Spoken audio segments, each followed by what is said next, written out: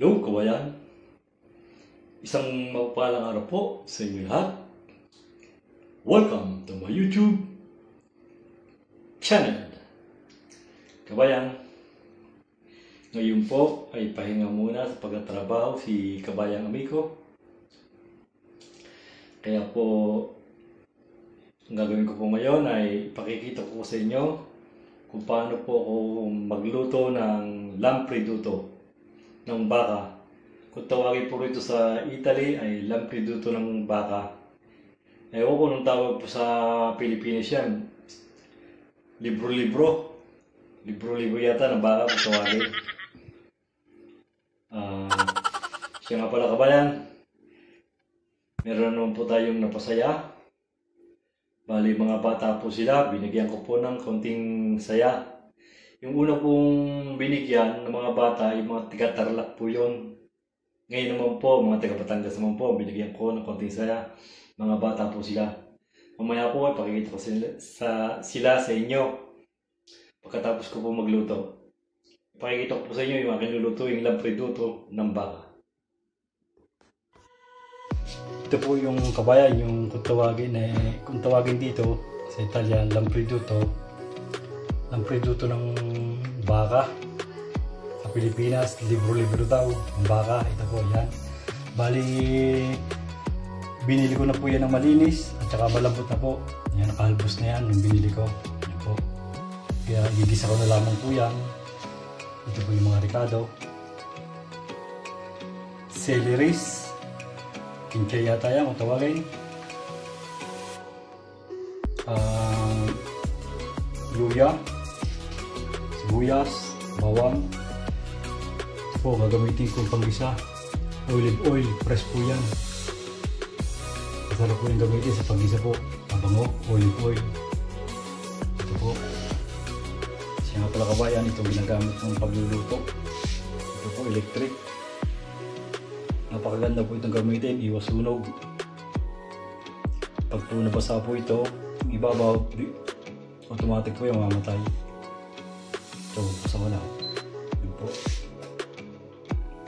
Lilipas nila. Bali, pinakamalakas. Hanggang 9 yan. Pero sa 8 ko ilalagay po yan.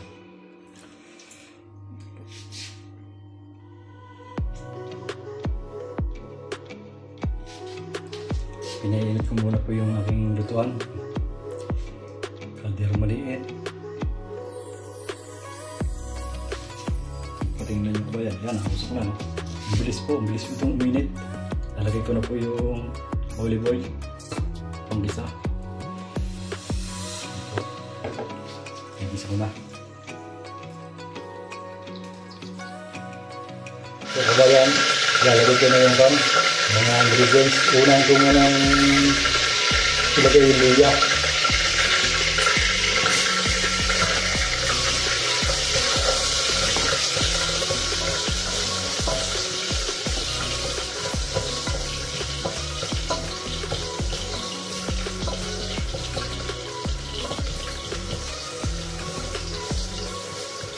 Luya muna po ang aking inunang inilagay.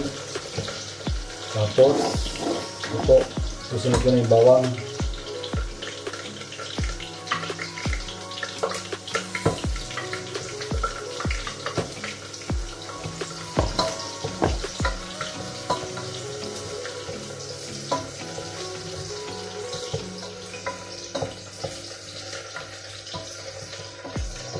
Tapos, sibuyas po.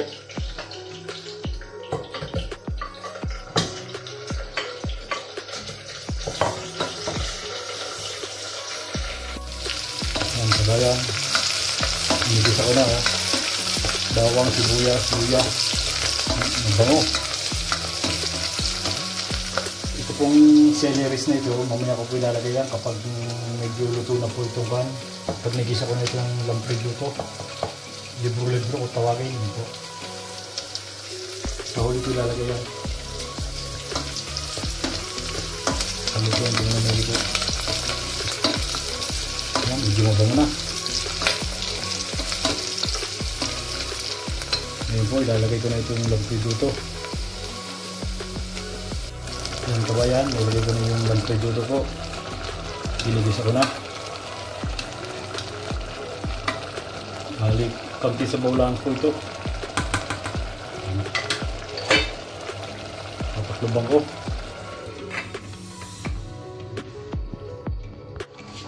Kabayan, titingnan natin kung medyo luto na. Yan po. Nilagyan ko lang po ng konting sabaw. Bali, ang nilagay ko pong pinakasabaw diyan, yung pinagbugasan po ng bigas. Yun po, nagsaing na rin ako. Ayan. Itimplahan ko na po yan. Pinakukulo ko lang po maigi. Ayan. Yun po ang ginisang lampriduto ni Kabayang Amico. Lampridutong baka. Sa Tagalog, libro-libro daw. Yan po. Bali, nagsaing na rin po ako. Ilantay ko lang mainin. At kakain na po kami ng aking misis. Sarap po yan. Lalo na yung pulutan. Sarap po na yung pulutan. Isaw-sawang patis. Sili, kalamansi. Oh, sarap po. Ayan. Kakain na po kami ng aking misis. Po. Bali dito po kami kakain sa labas. Sige po kabayan, sana nagustuhan ninyo yung aking nilutong lampridutong baka. Maraming po salamat. God bless po.